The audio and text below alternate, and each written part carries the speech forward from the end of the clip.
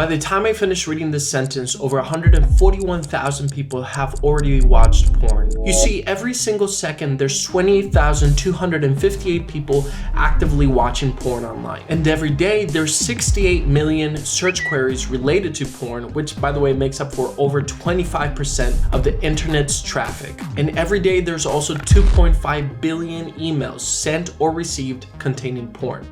Which, by the way, dude, if you're emailing porn, how down bad are you? Just fucking go to a website. Be normal, please.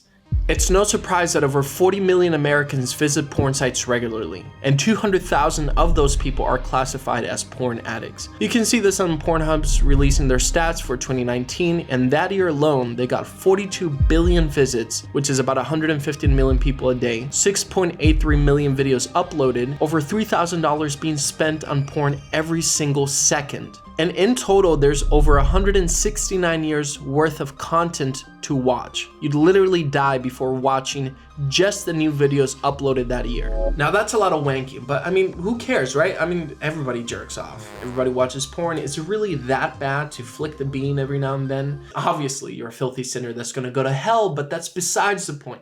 Right now, we're just talking about how porn really affects your brain, and it's actually making you dumber. Let me explain. Like many addictive behaviors, porn floods your body with dopamine and other feel-good chemicals. You begin to feel euphoric as you scroll through the endless videos of dicks, tits, ass, and everything else that would make your Catholic grandma have a heart attack. Hey honey, what is a bukkake? I want to have you search it 153 times on the computer today. Let's be honest, after you bust a nut, you feel amazing. Of course, your body feels light, almost as if you could float up into the heavens. But what goes up must come down, pun intended. Meaning porn is almost like any other extreme activity, sort of like bungee jumping. It's gonna change your dopamine threshold. What does that mean? That means that after so many bungee jumps, you're gonna kind of lose the sensitivity to it, so you're gonna need something more extreme. So you're like, you know what? Fuck it, let me just jump out of a plane. Kind of same thing with porn. You can start with, you know, amateur missionary type of shit, and then you start getting into like very questionable porn categories. You know, I'm not saying pornography as a stimulus is bad or good. What I'm saying is in its availability and its extreme forms, it's a very potent stimulus, and very potent stimuli of any kind, extremely palatable food, extreme pornography, extreme experiences like bungee cord jumping, those set a threshold for dopamine release. The higher the dopamine peak, the bigger the drop afterwards. And it's not that you drop to baseline, you drop below baseline. This means you'll need to watch more extreme porn to get the same effect. Mary Harrington has the 3 laws of pornodynamics, and the second law of pornodynamics is the law of FAP entropy, and it says that whatever you start out wanking to will get progressively more intense over time. So normal porn is not going to do it for you. Similar to drug addicts, you'll begin to feel the effects of withdrawal, and if you don't get your hit, you'll be uneasy, distracted, anxious, moody. You've turned yourself into a dopamine fiend. Continued exposure to porn only makes things worse, by the way.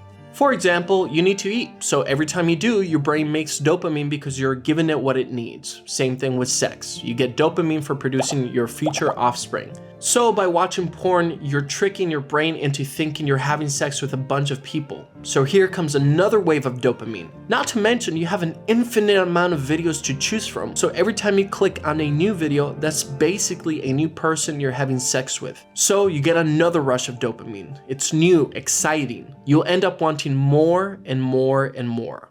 Other research has found that watching porn is associated with structural changes in the brain. For example, men who'd viewed a lot of porn had less gray matter in the striatum, which is a region in the brain that's involved in reward and decision making, compared to the men who watch little to no porn, which sounds like you basically get dumber because your decision making is compromised since you've been watching all that porn. Some researchers said our findings indicated that gray matter volume of the right caudate of the striatum is smaller with higher pornography use. And when they showed pornographic content to the men in the study, the MRI showed a decreased function in the part of the brain that processes motivation. So how does this really affect us?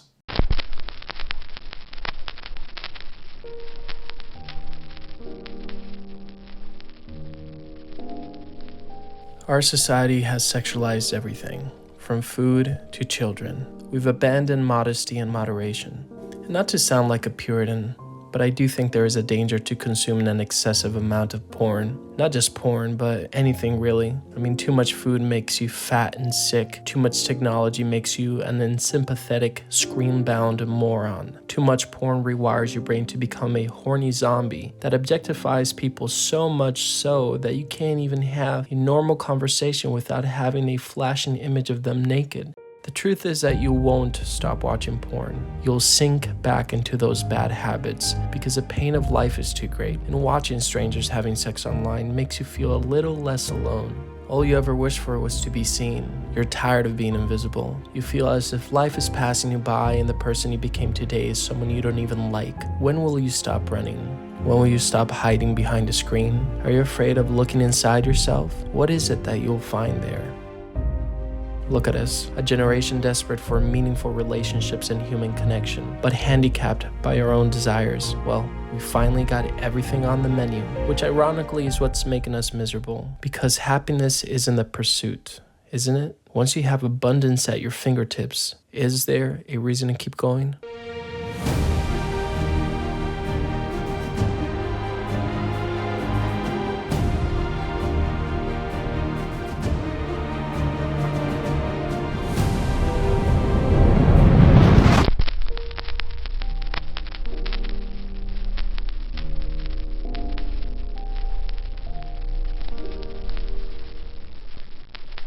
So anyway, how do you stop? Well, there's a bunch of resources online on helping you how to quit porn. And what's the intention? Find your why. Are you doing it because you're trying to be healthier physically, mentally, spiritually? I don't know. You gotta figure that out. Also, figure out what behaviors trigger watching porn.